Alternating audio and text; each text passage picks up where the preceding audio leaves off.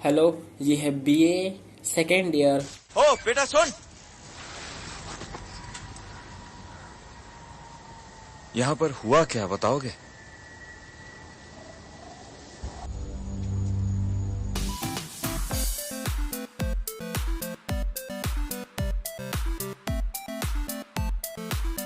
Paper 1, economic and resources geography. New syllabus. मैं पहले से ही जानता था कि सिलेबस जो है वो बदलने वाला है, पर कब ये नहीं जानता था। जो पुराने सिलेबस है उसे ही कवर कर दिया। याद रखिएगा, वो भी इम्पोर्टेंट है और ये भी इम्पोर्टेंट है। यही चीज़ किसी भी सब्जेक्ट को मरने नहीं देता है, याद रखिएगा। स्कूल और कॉलेज दोनों सेम होता है। क्यों डराते हो यार? सॉरी सॉरी, ऐसे ही पीजे मार रहा था यार। बस स्कूल में हम थोड़ा सा पढ़ते हैं, सही चीज पढ़ते हैं, पर याद रखिएगा कॉलेज में एक ही चीज को हम 10 अलग अलग तरीके से पढ़ते हैं, जो कि अलग अलग साइंटिस्टों के द्वारा डेफिनेशन दिया जाता है। पर हम गलत भी पढ़ते हैं और सही भी पढ़ते हैं, क्योंकि कई सारे साइंटिस्ट डेफिनेशन देते हैं पर वो उस टाइम के अकॉर्डिंग होता है। मॉडर्न डेज होते होते वो डेफिनेशन जो है वो इनवैलिड हो जाता है।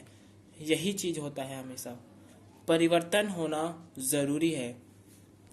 नए डेफिनेशंस और उसका विकास, यही हर सब्जेक्ट को जिंदा रखता है। फर्स्ट यूनिट में आप सिंपल चीज़ें पढ़ेंगे। Meaning, scope, approaches of economic geography, main concept of economic geography. Simple है, हमें सिर्फ इकोनॉमिक जियोग्राफी दिख रहा है पर उसके अंदर और भी चीज़ें हैं। इकोनॉमिक जियोग्राफी में इकोनॉमिक्स भी पढ़ा जाता है। जैसे इकोनॉमिक्स को अगर सरल लैंग्वेज में समझा जाए तो उसे 5 कैटेगरीज में बांट दिया जाता है। सेक्टर्स पढ़े हैं ना आपने, primary, secondary, tertiary, quaternary and quinary. Primary sector nature, raw material से बिलोंग करता है। सेकेंडरी फैक्ट्री से बिलोंग करता है। टर्सरी वो चाहे ऑटो चलाने वाला हो या एस्ट्रोनॉट हो या टीचर, सर्विस देने वाले। और हाँ, मेन चीज, लास्ट के जो 2 सेक्टर्स होते हैं वो आपको सेम लग सकता है सर्विस के जैसे, पर वो होता नहीं है। उसमें भी छोटे छोटे एकदम माइनर डिटेल्स होते हैं। उसमें हाईली क्वालिफाइड लोग होते हैं। आईटी सेक्टर्स जो कि एडवाइस वगैरह देते हैं। क्विनरी सेक्टर्स में हाई लेवल के डिसीजन मेकिंग वाले होते हैं। गवर्नमेंट ऑफिशियल्स या बिजनेसमैन, साइंटिस्ट वगैरह। इसी के साथ साथ आप रिसोर्सेज जियोग्राफी पढ़ेंगे, agriculture, industry, market, tourism and international trade भी सीखेंगे। जी हाँ, ये सभी अलग अलग कैटेगरीज हैं जो आपको अभी सीखना है। सिंपल है, कॉमन सेंस में लगाइएगा, उसका डिटेल नहीं जाना है हमें। रिसोर्सेज जियोग्राफी में हम जो रिसोर्सेज है उसे समझेंगे, वो है क्या, रिन्यूएबल, नॉन रिन्यूएबल, ऐसा एनर्जी जो कि ख़त्म ना हो। सन से आ रहा है, विंड ब्लो कर रहा है, पानी बह रहा है। नॉन रिन्यूएबल जो कि ख़त्म हो जाएगा, पेट्रोल, फॉसल फ्यूल्स वगैरह। तो इसके अलग अलग categories, natural resources, soil, forest, water. Second unit mineral resources. अभी जो मैंने ऊपर में कहा वही है, बस इसे अलग अलग क्लासिफाइड कर दिया गया है। जैसे मिनरल रिसोर्सेज को याद रखिएगा, जो मिनरल्स हैं वो हर जगह मिलता है पूरे वर्ल्ड में, पर हमें कुछ स्पेसिफिक एरिया का पढ़ना है जहाँ अच्छे क्वालिटी में मिलता है। बस आपको हल्का बता रहा हूँ, डिटेल आपको खुद पढ़ना होगा। अधिकतर जो है जहाँ पर्वत पठार होते हैं वहीं पर मिनरल्स वगैरह भी होते हैं। तो आपने अगर जितने भी फिजिकल फीचर्स पढ़ा है वहीं भी आपको इकोनॉमिक और रिसोर्सेज जियोग्राफी भी मिल जाएंगे, क्योंकि जहाँ रिसोर्सेज होगा वहाँ इंडस्ट्री होगा। इंडस्ट्री पर हाँ, इंडस्ट्रीज भी होते हैं, वो भी अलग अलग कैटेगरीज में होते हैं। 5 प्रकार के इंडस्ट्रीज होते हैं।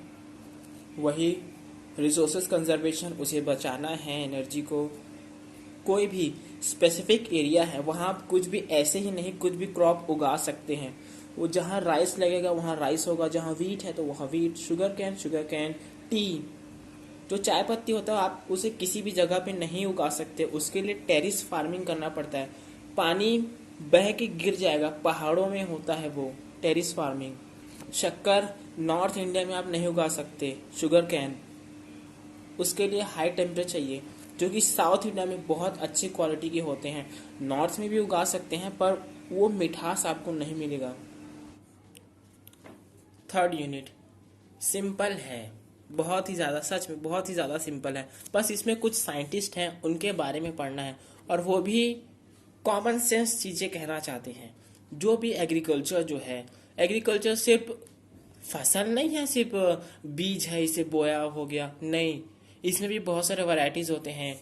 मिल्क के लिए अलग होता है, जानवरों का अलग होता है, तो जानवर में बहुत सारे कैटेगरीज होते हैं।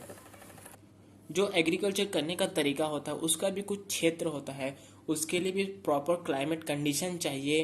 अगर उसे आर्थिक स्थिति से जोड़ा जाए, सामान को पहुंचाना भी होता है मार्केट में, तो उसके लिए सस्ता वे ऑफ ट्रांसपोर्टेशन क्या है।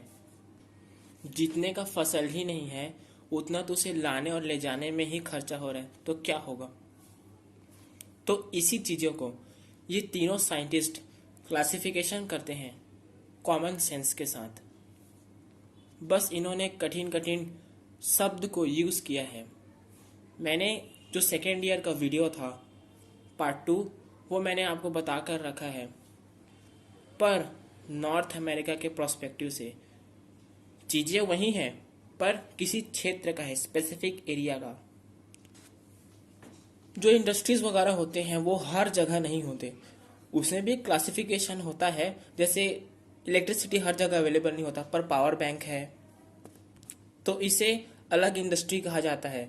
जहाँ रॉ मटेरियल्स वगैरह अवेलेबल नहीं होता पर उसे वहाँ लगाया जाता है।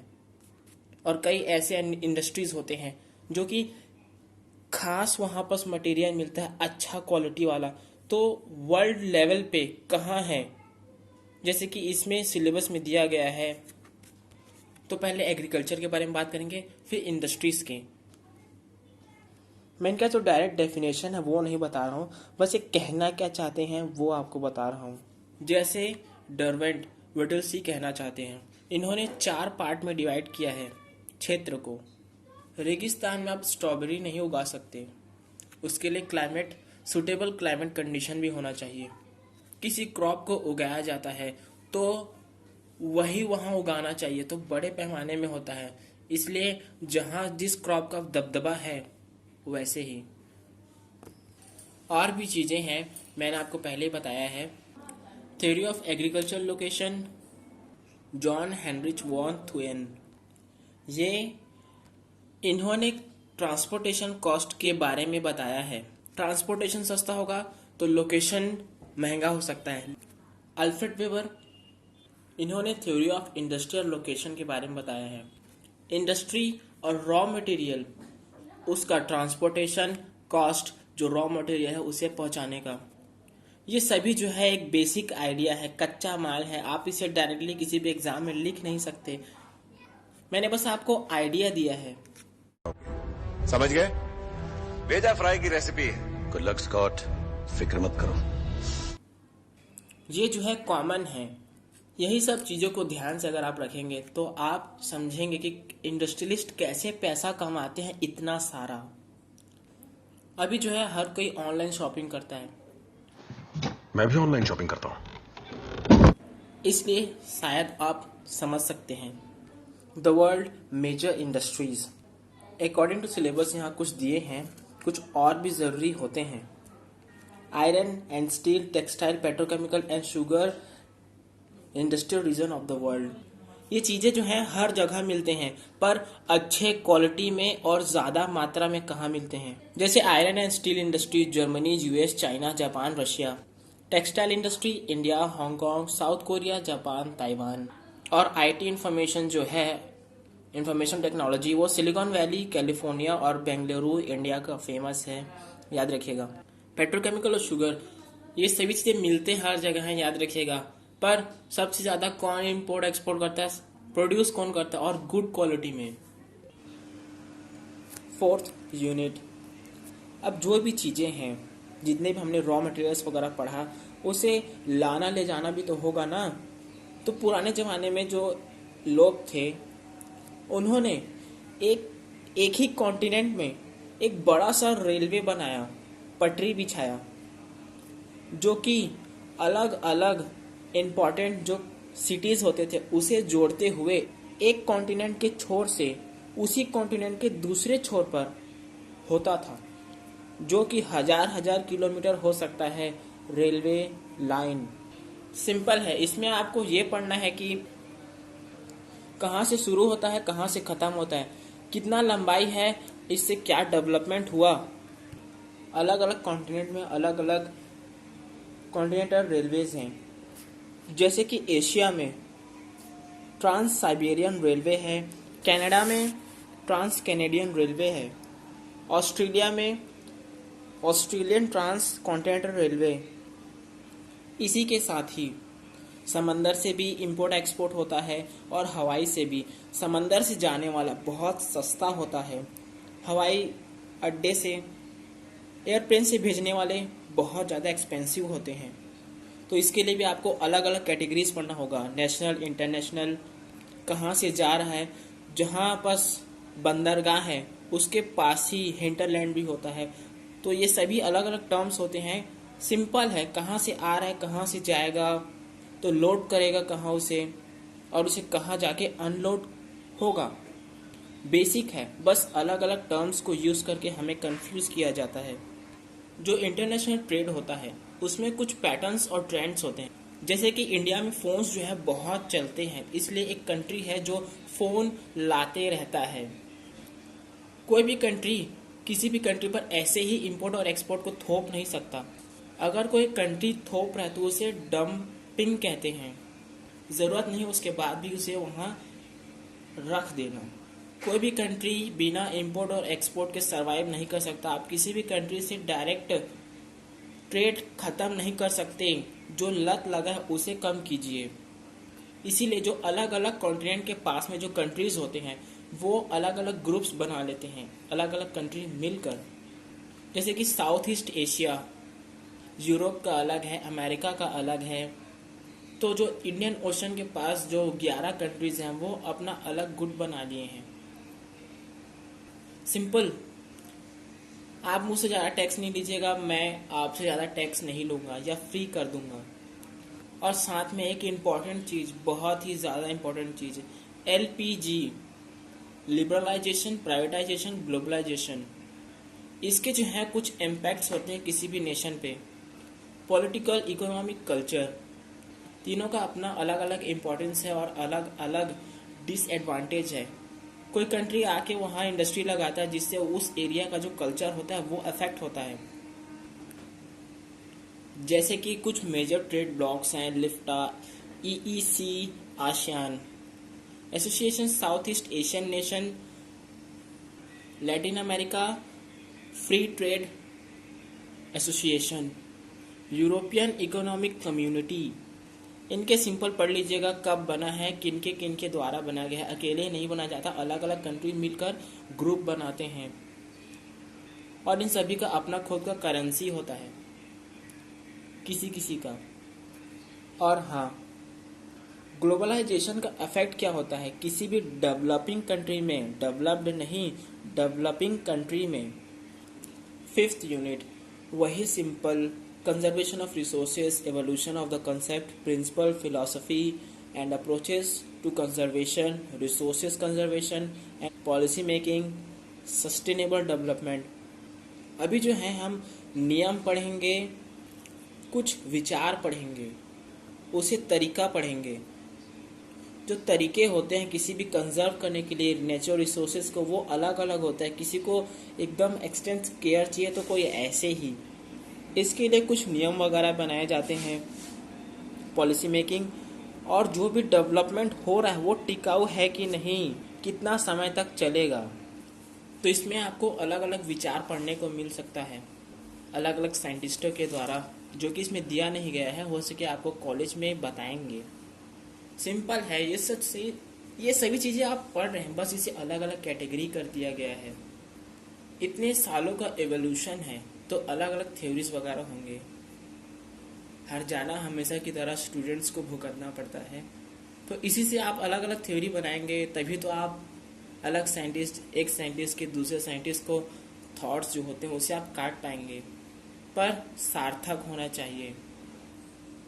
अधिकतर जो है ऐसे फार्मिंग वगैरह देखते थे जिसमें बहुत बड़ा खेत है, उसमें खेती किसानी कैसे हो रहा है, बड़ा बड़ा मशीन चल रहा है उसमें, तो वो ताज़े ताज़े फल वगैरह दिखाता था, सब्जी वगैरह, जो कि किसी फैक्ट्री में जाकर उसे कैसे प्रोसेस किया जाता है वो सब दिखाते। तो इसी सब चीज़ों में जो है लगे रहता था, और इसीलिए मैं आपके सामने हूँ, क्योंकि सही वक्त में जो पढ़ना है वो पढ़ना ज़रूरी होता है।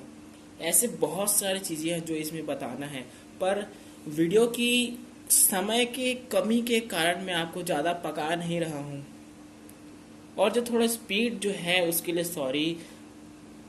कभी कभी क्या होता है, थोड़ा बोर लगने लग जाता है।